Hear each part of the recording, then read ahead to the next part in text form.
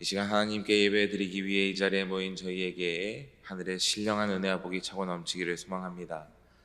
오늘도 말씀이 말씀하시는 바 하나님의 온전하신 뜻을 깨닫고 그 뜻대로 살기를 결단하는 저와 여러분 되길 원합니다. 이 믿음과 소망을 품고 함께 말씀 보겠습니다. 우리는 지난 시간에 이어서 솔로몬의 단편 경구를 살펴보고 있습니다. 잠언 10장부터 22장 16절까지 총 몇 개의 경구로 구성되어 있다고 했죠? 375개의 경구로 구성되어 있습니다. 그 중에서 이 15장까지는 반이 대구법을 통하여서 내용을 강조하고 있습니다. 즉 의인과 악인, 지혜자와 우매자를 교차하여 비교하여서 지혜자는 어떻게 살아야 하는지, 지혜롭게 살아갈 때 어떤 유익이 있는지, 악인은 어떤 결말을 맞이하게 되는지를 보여주고 있습니다. 본문의 말씀은 하나의 스토리 라인으로 되어 있는 것이 아니라 한 절 한 절의 교훈을 생각하며 나눠보는 것이 맞습니다만, 이번 시간에는 정직과 성실이라는 대주제를 중심하여서 말씀을 살펴보고자 합니다. 여러분, 정직이란 무엇입니까? 정직이란 바르고 곧은 마음을 의미합니다. 그런데 오늘날 정직한 삶을 살기 어려운 시대가 되었습니다. 사람들은 왜 정직하지 못할까요? 자신의 눈앞에 있는 유익만을 바라보기 때문입니다. 오늘 나에게 주어지는 유익과 상관이 없다면 누가 범죄하겠습니까? 정직하지 못할 이유가 어디 있겠습니까? 자신의 편의와 이익을 위해서 사람들을 속이고 하나님을 속이려 하는 것입니다. 또 사람들은 왜 정직하지 못합니까? 눈앞에 있는 징계가 두려워서입니다. 단적인 예로 아담과 하와의 사건을 예로 들 수 있겠습니다. 그 순간의 위기를 모면하려고 하나님 앞에 정직하지 못한 태도를 보입니다. 또 왜 정직하지 못합니까? 주변 사람들이 정직하지 못하기 때문에 그러한 이유도 있을 것입니다. 정직한 사회라면 나 역시 정직하게 살기 위하여 노력할 것입니다. 반대로 사회가 정직하지 못하다면 훨씬 그 유혹이 강할 것입니다. 나 혼자 정직하게 살면 괜히 손해보는 것 같고 또 융통성 없는 사람으로 치부되는 것 같은 마음도 들 것입니다. 실제로 이 통계를 보니 우리나라를 위해서 참 기도를 많이 해야겠다는 생각이 들었습니다. 이 주요 경제 범죄 현황을 보니까 지금으로부터 13년 전인 2011년도에는 이 사기, 횡령, 배임 등 정직하지 못해서 일어나는 범죄의 총계가 28만 건이었습니다. 그리고 그로부터 약 10년이 지난 후인 2022년의 통계를 보니 총계가 한 해에 41만 건으로 증가했습니다. 우리가 살아가고 있는 오늘 하루에도 평균 1000건 이상의 사기, 횡령, 배임 등의 범죄가 꾸준히 일어나고 있다는 것입니다. 그리고 지난 12년간에 약 400만 건의 범죄가 일어난 것입니다. 게다가 고소고발되지 않는 사건, 또 범죄라고 하기에는 미비하지만 정직하지 못한 일들을 포함한다면 우리나라의 정직성은 큰 위험 가운데 있다 할 수 있겠습니다. 혹시 오늘 이렇게 많은 범죄 속에서 나에게 이러한 일이 일어나지 않았다 하여서 안심하고 계십니까? 안심할 수 없는 일입니다. 여기에 이 사이버 범죄인 보이스피싱 범죄까지 포함되면 오늘날 정직과 정의를 찾기 어렵다 해도 과언이 아닐 것입니다. 나라가 정직과 공의를 잃으면 큰 혼란에 빠지게 되고 결국 국민에게 그 피해가 고스란히 다가오게 됩니다. 따라서 나라와 민족을 위해서 기도해야겠습니다. 다시 본론으로 돌아와서 우리는 눈앞에 있는 이익을 추구하기 위해서, 또 손해를 피하기 위해서, 또 사회가 정직이라는 가치를 지켜내지 못해서 정직을 쉽게 포기합니다. 그런데 그럼에도 불구하고 하나님께서는 왜 저희를 향하여서 정직하라고 말씀하실까요? 그 이유는 하나님께서 정직하시기 때문입니다. 저와 여러분을 하나님의 형상대로 지으셨기 때문에 우리도 정직해야 합니다. 여러분, 하나님은 신실하십니다. 거짓이 없으십니다. 그래서 거룩하신 하나님께서 저와 여러분을 향하여 정직을 요구하시는 것입니다. 정직하지 못한 세상에서 우리가 정직하게 살아갈 때 세상이 저희를 통하여서 하나님을 보게 될 줄 믿습니다. 또 우리는 왜 정직해야 할까요? 정직할 때 이웃과 함께 행복하게 살 수 있기 때문입니다. 앞서 말씀드린 대로 정직이 무너지면 어떻게 될까요? 서로 의심하게 되겠지요. 의심하면 행복할 수 있을까요? 그럴 수 없습니다. 과거 30년, 40년 전만 해도 지금처럼 우리나라가 이렇게 잘 살지는 못했습니다. 그럼 불행해야 되잖아요. 그런데 꼭 그런 것만은 아니다라는 생각을 해봅니다. 예전에는 서로가 서로를 믿었습니다. 믿을만하게 행동했습니다. 물론 그때에도 범죄가 없었던 것은 아니지만 서로 이웃끼리 자녀들을 맡기기도 할 정도로, 심지어 어떤 동네에서는 예수님을 믿는다 하면은 차용증 없이도 돈을 빌려줄 정도로 서로를 믿고 정직하게 행동했습니다. 그런데 오늘날에는 신앙이 있든지 없든지 간에 의심이 있습니다. 의심받을 만큼 정직하게 살아내지 못합니다. 하나님께서는 혼자 있는 것이 좋지 않다 여겨서 가정을 만드셨고 사회를 만드셨습니다.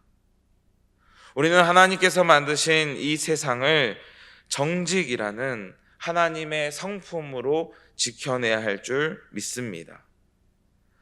또 우리가 왜 정직하게 살아야 합니까? 그것은 우리가 정직하게 살 때 하나님께서 은혜와 복으로 채워주시기 때문입니다. 정직할 때 은혜와 복을 받는 것은 하나님의 뜻이고 하나님의 원리입니다. 앞서 말씀드린 대로 우리가 또 우리의 사회가 정직하지 못한 이유는 오늘 눈에 보이는 이익 때문이라고 했습니다. 그런데 그 이익은 하나님께서 부어주시는 유익과는 비교할 수 없습니다. 또 우리 눈에 보이는 이익에 비해서 우리가 놓치는 것들이 훨씬 더 많습니다. 즉, 하나님께서 지켜주시고 채워주신다는 이 사실을 믿지 못하기 때문에 우리는 정직하지 못하다는 것입니다. 결국 믿음의 문제이기도 합니다. 지금까지 우리는 왜 정직할 수 없었는지, 또 하나님께서는 왜 저희를 향하여서 정직하게 살아야 하는지에 대해서 요구하시는지에 대해서 함께 생각해 보았습니다. 이어서 그렇다면 어떻게 정직하게 살아야 하는지에 대해서 생각해 보길 원합니다. 먼저 우리는 물질 관계에 있어서 정직해야 합니다. 본문 1절입니다. 속이는 저울은 여호와께서 미워하시나 공평한 주는 그가 기뻐하시느니라. 아멘. 유튜브 영상을 보는데 때로는 수산시장에서나 중고차 거래를 하는데 정당하지 못한 거래를 하는 사람들을 종종 봅니다. 우리 일상에서도 다른 사람들을 보면 다 적당히 속이면서 장사하는 것 같습니다. 그러다 보니 우리도 그런 유혹을 때때로 받곤 합니다. 장사를 할 때에도 그렇고 또 물건을 산 이후에도 그러한 유혹을 받곤 합니다. 혹시 받아야 할 잔돈보다 더 많이 받았을 때 이러한 고민을 하신 적이 있으십니까? 저는 있습니다. 네. 이전에 아는 분이랑 식사를 맛있게 했어요. 고기를 먹었어요. 그때 이 4, 5만 원 정도의 이 비용이 나왔는데 사장님이 실수로 결제를 450원만 하신 거예요. 공공을 안 붙이셔서. 제가 만약 그리스도인이 아니었다면 고민하지 않고 모른 척 했을 수도 있을 것 같습니다. 그런데 하나님께서는 우리의 정직성을 가장 깨기 쉬운 물질 면에서 정직하라고 말씀하십니다. 여러분, 하나님께서 다 보고 계십니다. 하나님 앞에, 사람 앞에, 물질 관계에 있어서 정직할 수 있는 저와 여러분 되길 원합니다. 여러분, 남들 속이면서 모으면 금방 부자 될 것 같지요? 그런데 하나님의 원리는 그렇지 않습니다. 속이는 저울로 오늘 제 주머니에 5,000원을 더 남겼다 생각해 보겠습니다. 그런데 여호와께서 미워하시면 밑으로 새는 돈이 5만 원, 50만 원, 500만 원인 거예요. 반대로 정직한 추로, 공평한 추로 남들보다 오늘 5,000원을 더 손해보면서 장사를 했습니다. 그런데 하나님께서 새는 곳에 그 크신 손으로 막아주시면 오히려 돈을 버는 것이다 라는 것입니다. 그래서 우리는 눈앞에 있는 이익이 아니라 하나님을 봐야 됩니다. 본문 28절 29절 말씀에 이렇게 기록되어 있습니다. 자기의 재물을 의지하는 자는 패망하려니와 의인은 푸른 잎사귀 같아서 번성하리라. 자기 집을 해롭게 하는 자의 소득은 바람이라. 미련한 자는 마음이 지혜로운 자의 종이 되리라. 물질 면에서 사랑과의 관계 속에서 하나님과의 관계 속에서도 정직할 수 있는 저와 여러분 되길 원합니다. 또 우리는 어떤 면에서 정직해야겠습니까? 시간에 있어서 정직해야겠습니다. 여러분, 사람들과 약속한 시간들을 잘 지켜야겠지요. 내 시간이 중요한 만큼 타인의 시간도 중요히 여겨야겠습니다. 그리고 무엇보다도 하나님과의 약속한 시간들을 잘 지켜야겠습니다. 여러분, 예배는 내가 하나님께 준 시간이 아닙니다. 하나님과 약속한 시간입니다. 하나님께 드리는 시간입니다. 예배 시간을 철저하게 사수하실 수 있기를 바랍니다. 여러분, 하나님보다 중요한 것이 어디 있겠습니까? 예배 시간보다 중요한 것이 무엇입니까? 때로는 주일날 남들 쉬고 또 남들이 주일까지도 일하는 모습을 보면서 또 반대로 나는 교회 나와 예배드리고 교회에서 봉사하는 것이 그렇게 비교하며 볼 때 손해보는 것 같아 보이지만 생사화복이 주님의 손에 있습니다. 정직하게 하나님 앞에 시간을 드릴 때 하나님께서 그에 합당한 은혜와 복으로 채워주실 줄 믿습니다. 본문 3절 말씀을 보면 정직한 자의 성실이라고 했습니다. 성실은 이례적인 것을 의미하는 것이 아니지요. 꾸준히 시간을 드려야 하는 것입니다. 내가 하나님께 꾸준히 시간을 드리면 하나님께서 내 시간에 참여해 오시는 거예요. 여러분, 내가 1시간 일하는 것과 하나님께서 1초 일하시는 것 중 어떤 것이 더 클까요? 대답해 보세요. 내가 1시간 일하는 것과 하나님께서 1초 일하는 것 중에 어떤 것이 더 큽니까? 하나님이래요. 네. 그럼 내가 10년 일한 것과 하나님께서 1초 일하시는 거는요? 헷갈려요? 하나님 그만큼밖에 안 되십니까? 일평생은요. 내가 일평생 하나님 앞에 성실하게 반응할 때에 하나님께서 단번에 응답하시면 우리의 삶에, 우리의 가정에, 우리의 기업의 모든 문제가 능히 해결됨을 믿습니다. 하나님의 손을 신뢰하고 주님 앞에 성실하게 시간을 드리는 저와 여러분 되길 원합니다. 또 우리는 인간관계에서도 정직해야 합니다. 본문 12절, 13절 말씀에 이렇게 기록되어 있습니다. 지혜 없는 자는 그의 이웃을 멸시하나 명철한 자는 잠잠하느니라. 두루 다니며 한담하는 자는 남의 비밀을 누설하나 마음이 신실한 자는 그런 것을 숨기느니라. 사람과의 관계 속에서도 아닌 척하며 사람들을 비방하고 욕되게 하는 사람들이 많이 있습니다. 대표적인 인물로 압살롬을 들 수 있겠지요. 성문 어귀에서 아버지 다윗의 영광을 가로챘습니다. 그런데 그의 말로가 어떠합니까? 비참했습니다.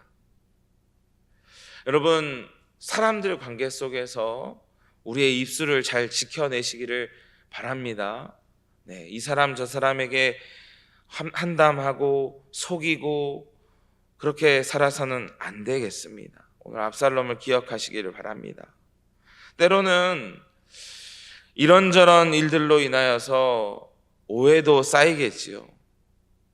다른 사람들한테 이야기하지 못하고 잠잠할 때 오해도 쌓이겠지요. 그럼에도 불구하고 한결같이 신실하게 살아갈 때 하나님께서 오해를 풀어 주십니다. 여러분, 이삭을 보십시오.